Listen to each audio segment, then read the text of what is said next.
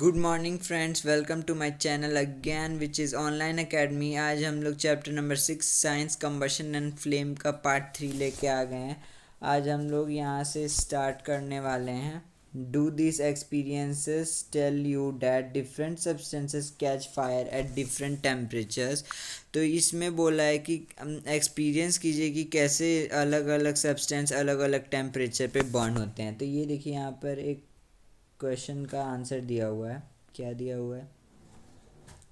The lowest temperature at which a substance catches fire is called its ignition temperature. तो जो सबसे lowest होता है इग्निशन टेम्परेचर किसी सब्सटेंस का, जिससे वो जलता है, उसे इग्निशन टेम्परेचर कहते हैं। जैसे कि अगर मान लीजिए वुड है, तो वुड का अगर इग्निशन टेम्परेचर मैं बोलता हूँ 16 डिग्री, तो अगर 16 डिग्री से कम अगर उसे इग्निशन टेम्परेचर मिले, तो वो इग्निशन टेम्परेचर अगर उससे कम मिले तो वो वुड जलेगा नहीं। और अगर इग्निशन टेम्परेचर के बराबर अगर उसे हीट मिले तो वो जलने लगेगा, और उससे ज़्यादा मिले तो ऑब्वियसली जलेगा। और अगर इससे कम मिले तो नॉट पॉसिबल, क्यों, वो बर्न नहीं होगा। Now can you tell now why a matchstick does not catch fire on its own at room temperature? Why does the matchstick start burning on rubbing it on the side of the matchbox? तो यहाँ पर पूछा हुआ है कि क्या आप बता सकते हैं कि मैचस्टिक अगर ऐसे रूम टेम्परेचर पर रखा हुआ है तो वो आखिर जलता क्यों नहीं है?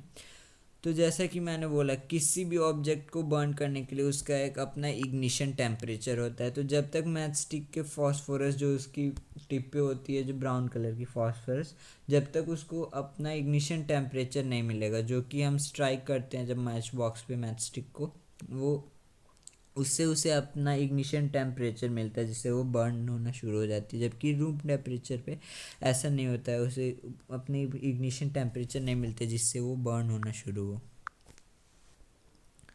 और यहाँ से पढ़ते हैं।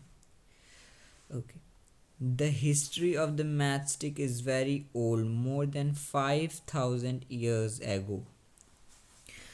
ये जो मैच स्टिक वाली स्टोरी है ये बहुत पुरानी है।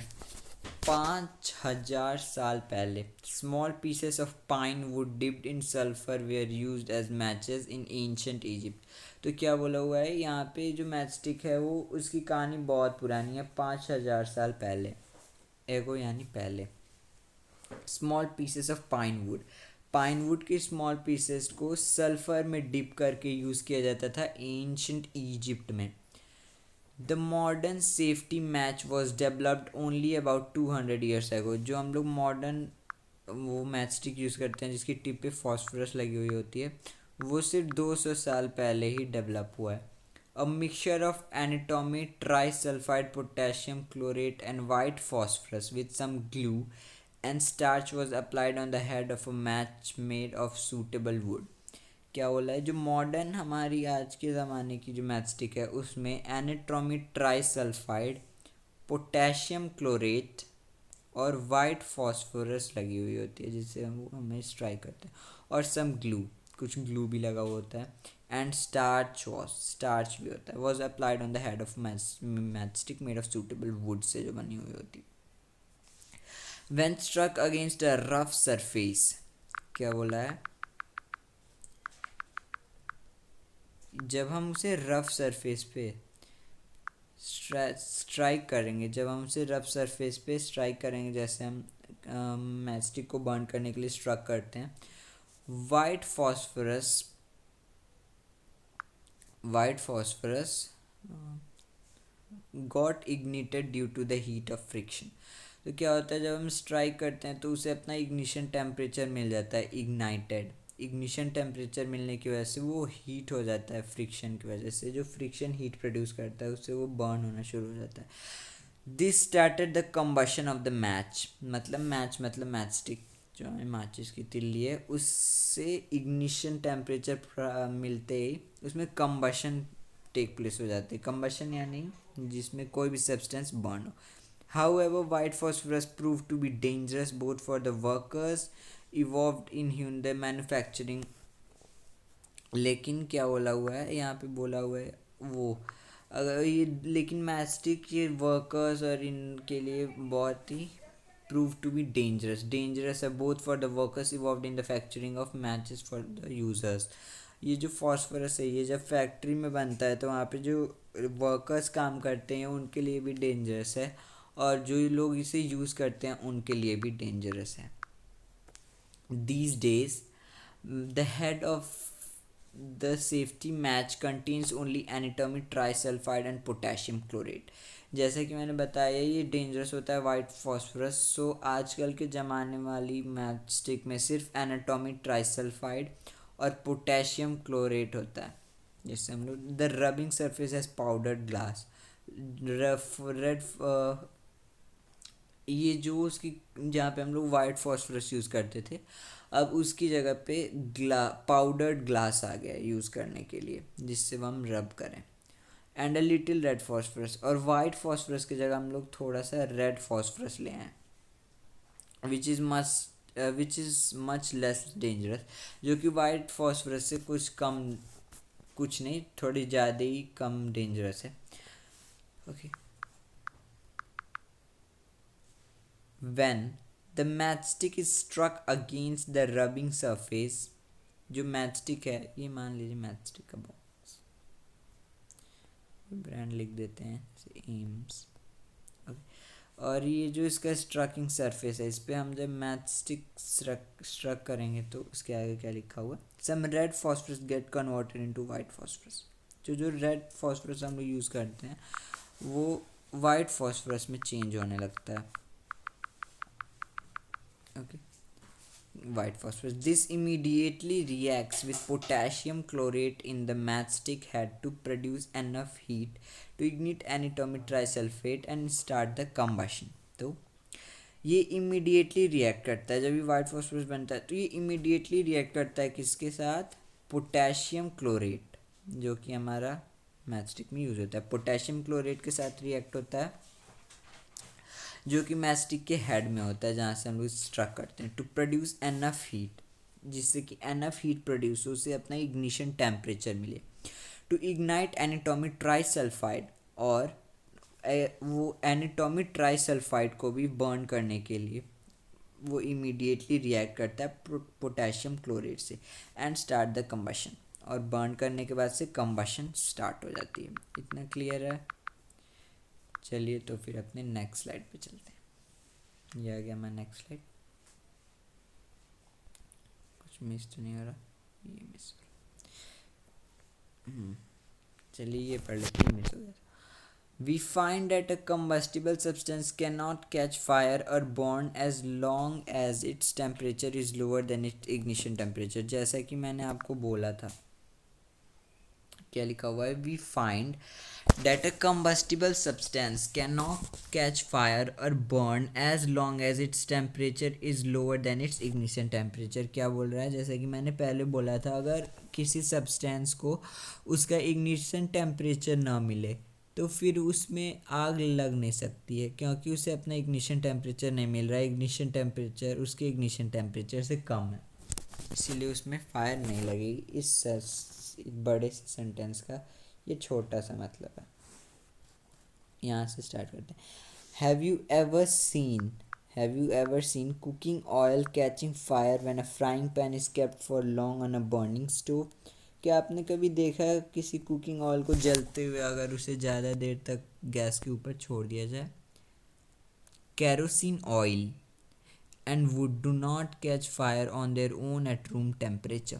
कैरोसिन ऑयल और लकड़ी यानी वुड और कैरोसिन ऑयल यानी मिट्टी का तेल जो होता है उसे अगर रूम टेम्परेचर पे रखा जाए तो फिर उसमें आग नहीं लगती क्योंकि इग्निशन टेम्परेचर ज़्यादा है. But if kerosene oil is heated a little लेकिन अगर कैरोसिन ऑयल को थोड़ा सा हीट किया जाए इट विल कैच फायर उसमें आग लग जाएगी. But if would is heated a little it would still not catch fire. अगर कैरोसिन ऑयल रूम टेम्परेचर पे बर्न नहीं हो रहा है क्योंकि रूम टेम्परेचर का इग्निशन टेम्परेचर कैरोसिन ऑयल के लिए काफ़ी नहीं है लेकिन अगर उसे हम थोड़ा भी हीट कर दें तो कैरोसिन ऑयल में फटाक से फायर लग जाती है. But if would is heated a little it would still not catch fire. लेकिन अगर वुड में आग हम लगाएं थोड़ी सी उससे थोड़ा सा हीट करें फिर भी वुड में आग नहीं लगती. Does it mean that ignition temperature of kerosene oil is lower than that of wood?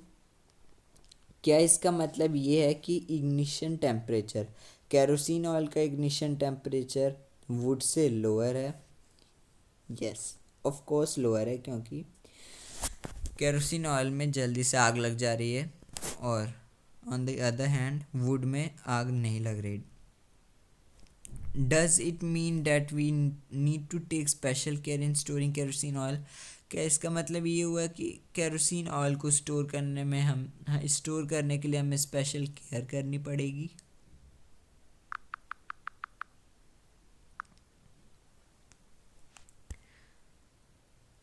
The following activity shows that it is essential for a substance to reach ignition temperature to burn. ये जो नीचे वाली activity 6.4, इसमें बताया गया है कि कैसे एक सब्सटेंस को इग्निशन टेम्परेचर पे ले जाना पड़ेगा उसे बर्न करने के लिए. चलिए एक्टिविटी भी फटाफट से देख लेते हैं.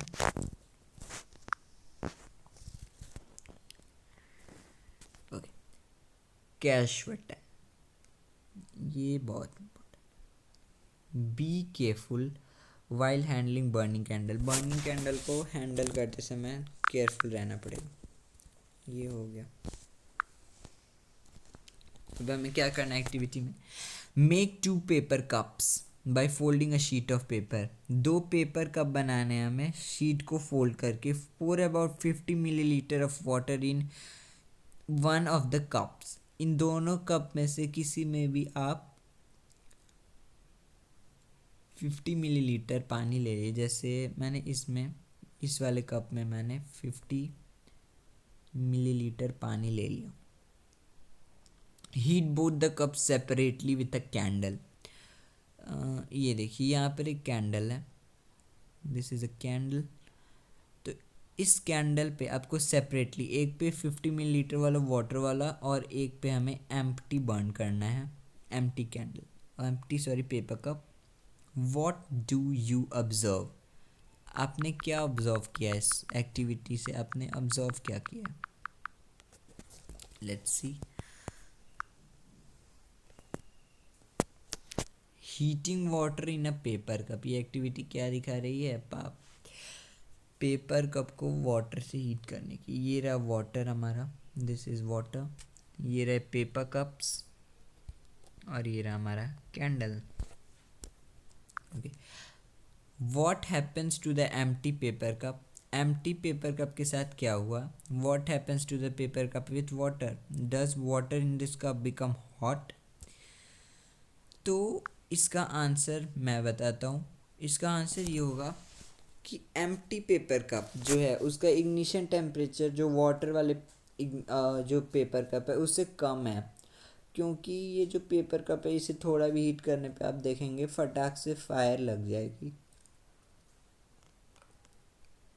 जबकि ये वाटर क्या करता है एक्चुअली? वाटर किसी भी सब्सटेंस का इग्निशन टेम्परेचर को ज़्यादा कर देता है. जैसे ये 50, अगर किसी चीज़ का इग्निशन टेम्परेचर अगर हम उस पर वाटर कर दें तो वो आपका 150 जा जाएगा.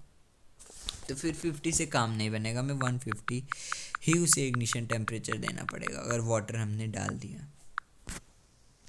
तो इसका मतलब ये था, मैंने आंसर दे दिया.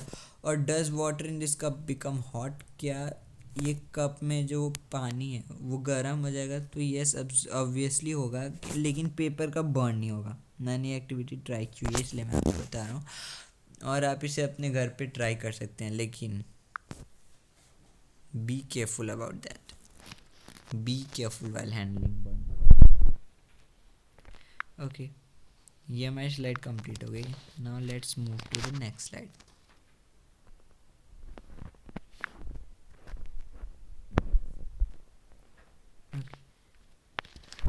If we continue heating the cup, we can even boil water in the paper cup. Oh wow! अगर हम पेपर कप में वाटर को ज़्यादा देर तक रखें